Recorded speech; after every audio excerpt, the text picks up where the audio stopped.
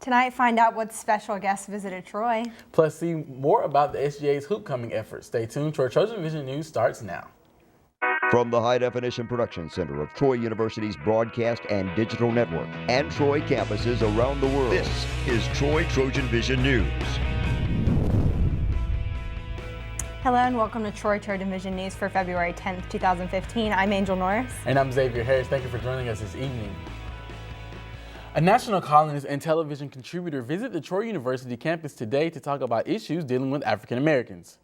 Students of Troy University and surrounding high schoolers came out Tuesday morning to hear Jason Riley, author and columnist from the Wall Street Journal, discuss his book, Please Stop Helping Us, which is geared towards government efforts to help with African American underclassmen. Well, I wanted, and I think I was invited, to give a perspective not often heard on college campuses with respect to policies aimed at helping blacks. So I take a more free market approach. I think that the lessons of the past that would serve blacks well today are things that methods put forward by people like Booker T. Washington and Frederick Douglass, who believed that there were limits to what the government could do and that ultimately blacks had to get their own act together and help themselves. Riley says he used the 50th anniversary of the Great Society programs to assist whether efforts are helping or hurting African American communities. Same-sex couples can now officially get married in Alabama, but what kind of impact does that make on Troy University students? Jordan Elston takes a look. On Monday, same-sex couples in Alabama were overjoyed as they began being legally wed, but that joy was not felt everywhere as some counties stopped giving out marriage licenses altogether. Many same-sex couples have already received their marriage licenses, but how do students of Troy University feel about the new law? If marrying with same-sex will make them happy, just let them be happy. Like, you don't have to say anything about it. I think it's wrong. I know the Bible says that it's supposed to be man and woman, and so I think it's wrong and they shouldn't be allowing it. Well, honestly, I feel like it's not a problem to me. People feel happy with themselves, and if that's what they want to do, they should be able to do that. I personally don't approve of same-sex marriage because I have Christian beliefs and I just don't think that's right. Well, I think it's a great thing. Obviously, it's really controversial because the majority of the population could still be against it, but it's a head start, definitely. I feel like it's not my decision to judge. So I feel like everybody should have equal opportunity and equal rights because at the end of the day, who am I to say that they can't be married? I'm against the gay marriage.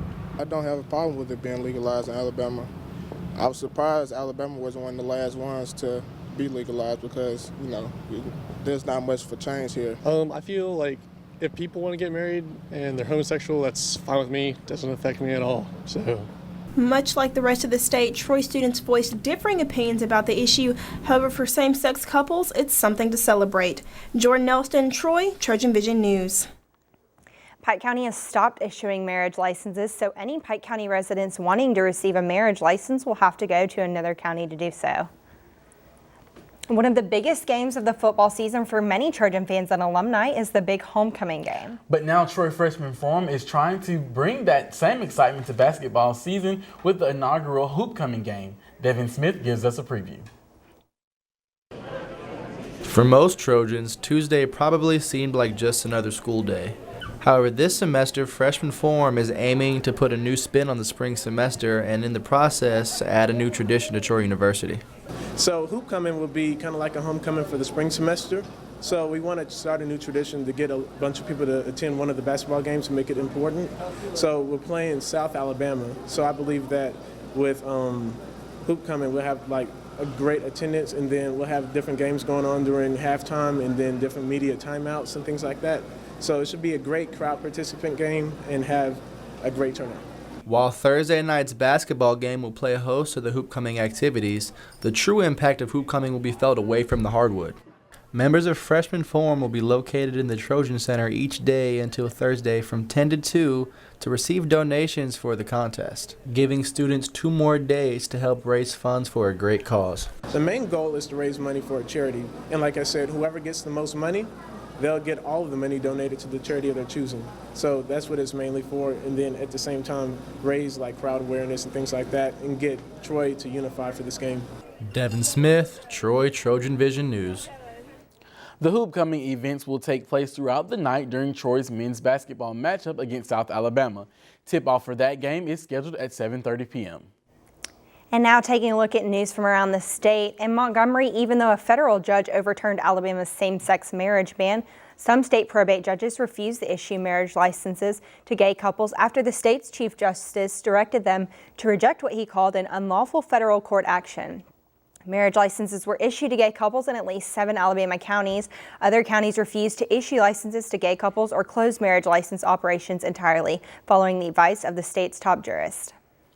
Police say a man facing an assault charge after a shooting in Tuscaloosa. Lieutenant Gary Hood of Tuscaloosa County Metro Homicide Unit says 18-year-old Jesse Cook told investigators that he pointed the gun at another man and pulled the trigger, but thought the gun was unloaded.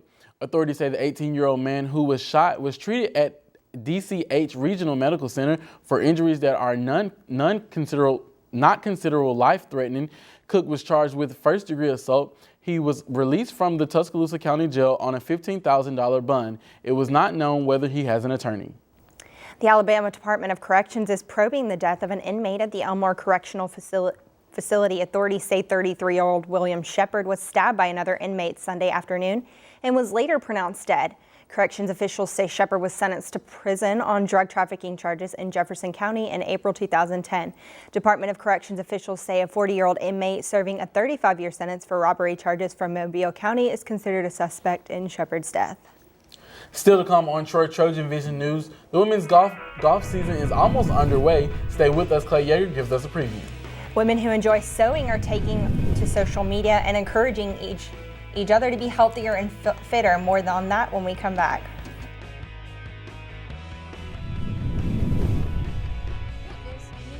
Fashion in one of the latest DIY trends to gain a huge social media following.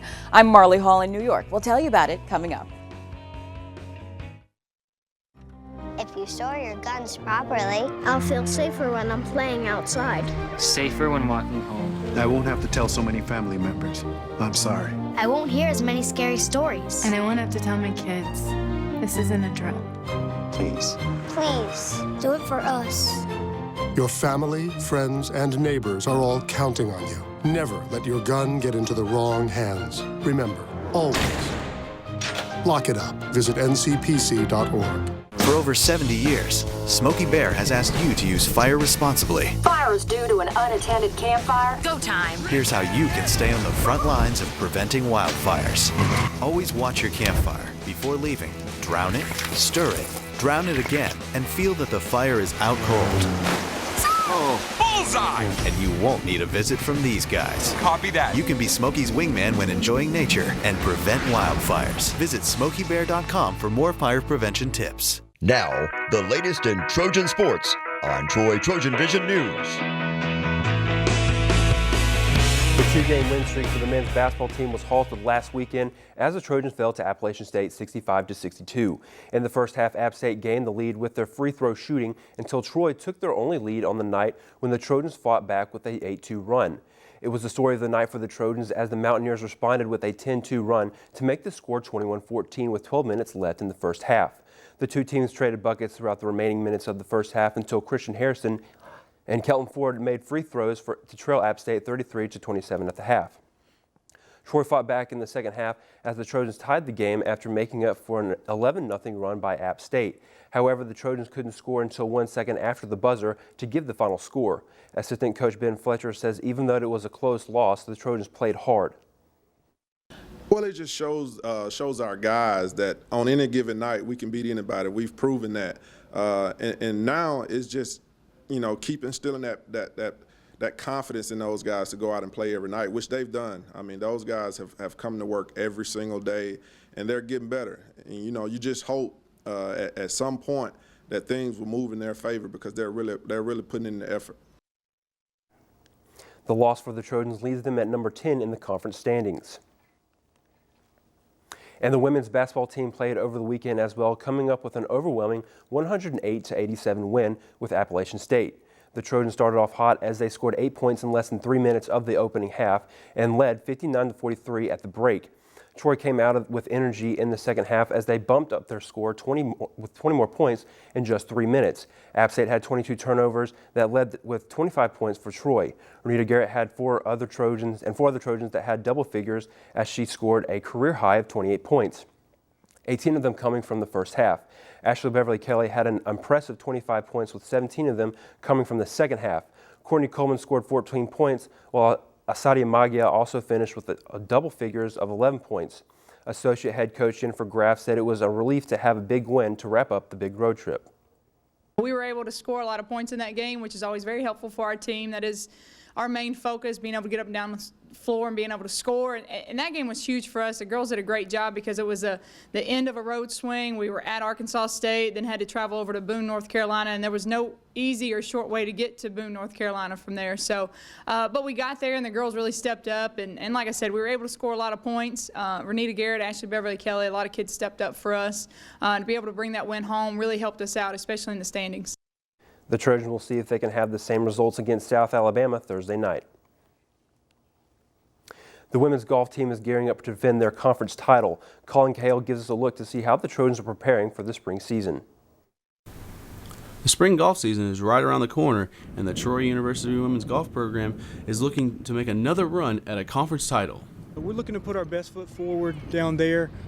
It is the first tournament of the spring, so you don't like to put too much expectations out on results. We're just looking to kind of build, get our feet under us, and kind of get the spring season off to a good start. Troy enters the season ranked inside the top 100 and is also picked to defend its Sun Belt title. When you get those kind of recognitions and accolades, it's always a good thing. It usually means your program's going well, it's going in the right direction. I think our young ladies are experienced enough, focused enough on what they need to do to practice hard each day and try to get better. Entering his second season as the head golf coach, Barnes has learned to adapt to situations on and off of the golf course. You always put in new situations, new circumstances, so you try to learn and adapt. And I feel like going through my second year, different circumstances, different needs, different expectations. You're always going to be trying to improve and adapt. Troy travels to Tallahassee this weekend to compete in the Florida State Invitational. This is Colin Cahill, Troy, TrojanVision Sports. The women's golf team will start their season this weekend. The men's tennis team ended up falling short to number 19 Mississippi as they broke their 4-game winning streak. Ole Miss outplayed the Trojans in doubles play as they won the number 3 1 and 2 single matches. However, the Trojans were resilient as they got 3 wins from the bottom of the singles lineup. Daniel Bustamante got the first win in the number 4 singles match, while Giovanni Samaha Cruz passed ranked Ricardo Jorge in the number 5 singles match. In the number singles match, Pablo Marino scored for Troy with a 6-4 win. Head coach Scott Kidd says that despite the loss, the Trojans played hard against a tough team. We lost 3-4 to Ole Miss, who's number 19 in the country. I think after the new rankings, they're going to be around number 12 or 13. I mean, it was an amazing match, a thrilling match. It's not fun to lose, but I think a match like that, as a coach, I was very pleased with the guys, the performance, all the work we worked in the last 2 weeks to get better, to improve for some very important matches come up. They showed that on the court last night. I mean, from the beginning to the end, their enthusiasm, their fight on the court was 110%. The Trojans will look to bounce back against Florida Gulf Coast this weekend.